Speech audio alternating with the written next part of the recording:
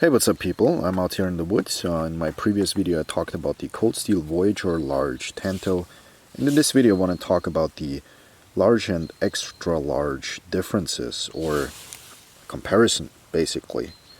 Well, quite honestly, I just wanted to have a reason to bring them out in the sunlight and fidget with them a little bit. The blade difference here is that we have a 4-inch blade on the large, which is like a 10 centimeter blade, and then we have a 5.5-inch blade on the extra large, which is about a 12 centimeter blade. So you can see the difference here in blade length, and because that blade is so long, it also needs to fold into a longer handle, which is why the XL has such a gigantic handle, as you can see.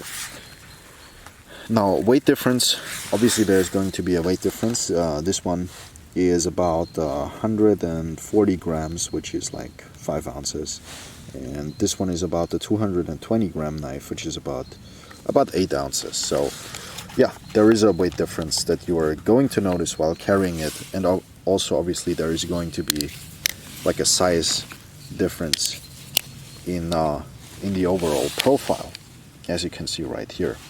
I think the blade stock thickness is, I'm not even sure, I think slightly thicker, yeah, just slightly, ever so slightly thicker on the extra large, but not tremendously. The triad lock, it's the same locking system, so it's about equally strong. I would say the extra large are probably a little bit stronger though overall in terms of weight that they can hold, but the question is that a realistic test, right, in real life? So in real life I think they're equally strong. Just in the cold steel tests there is probably a difference there, if I can remember correctly. So yeah, I think both of these have their very unique traits and are very unique in terms of what they're being used for, but I think overall you can use them both for about the same things. They can be used for utility cuts, but also for self-defense, and a little bit harder use for some light chopping and maybe even some very, very light batoning if you really need to. And obviously for fighting as well, right? These are definitely martial blades. So you can see there is a height difference in the grind. So the large has a much taller, thinner grind. Well, it's not really like thinner, but it goes thinner quicker because it has more time to go thinner, because there is more room here.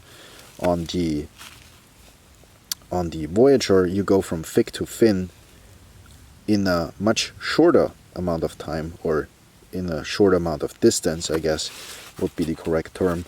So this one is thin down here, thick up here, and therefore it does not cut as efficiently as this one, for obvious reasons, right? This is a higher, taller grind, so it's going to pass through material a lot easier than this one, because there is a change, a too quick change in terms of thick to thin, right? So yeah, for an EDC task, obviously the large one is going to be the better one.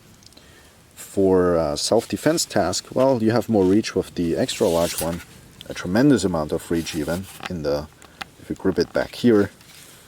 I like to grip it back here. You can obviously hold it in this pistol grip, but this one feels a little bit more secure, right? This would also be your light chopping task grip. You can hold it up here in a saber, choke up all the way up here in a hammer.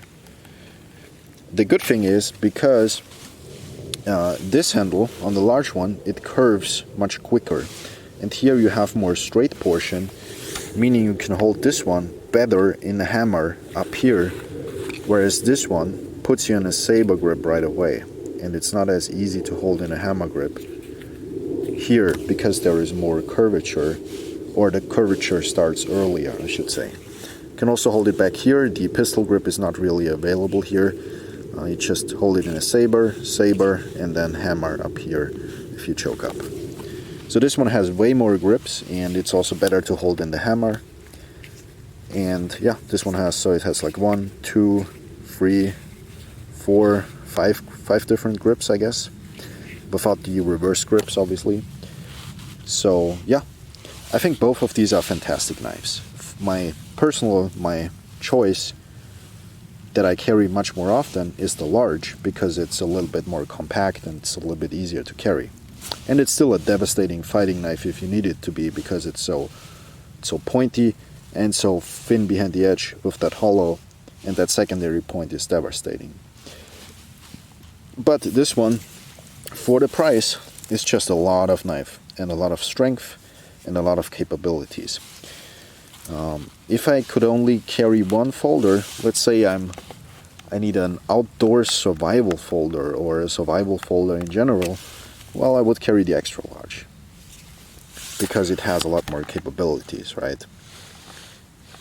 I love the thickness that both of these hold all the way up to the tip.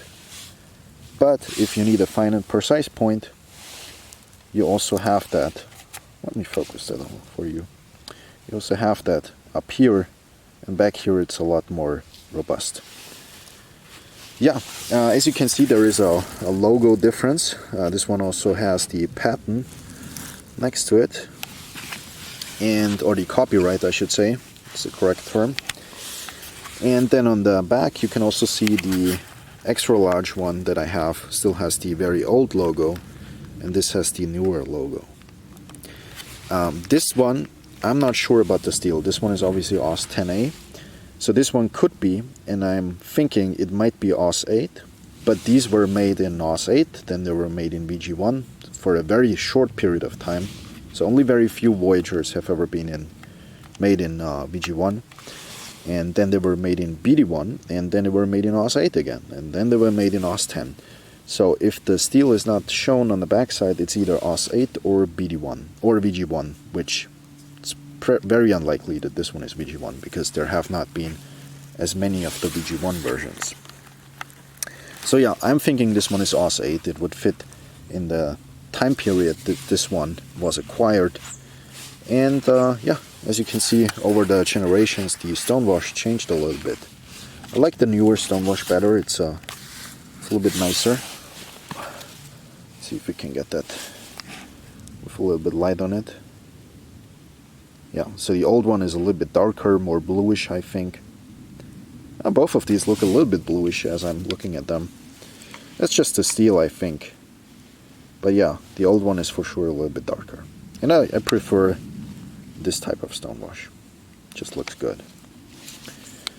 So yeah, which one should you buy? I guess they are both excellent knives. I think for most people the large one is just more practical, especially because of that higher grind.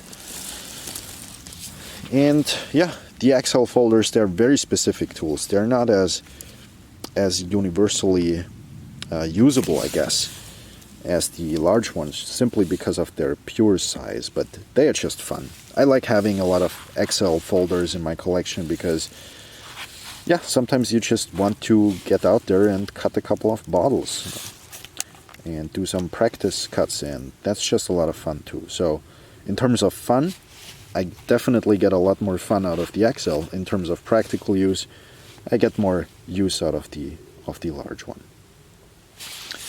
Yeah, both of these have the same construction with T6 and a T10 on the pivot.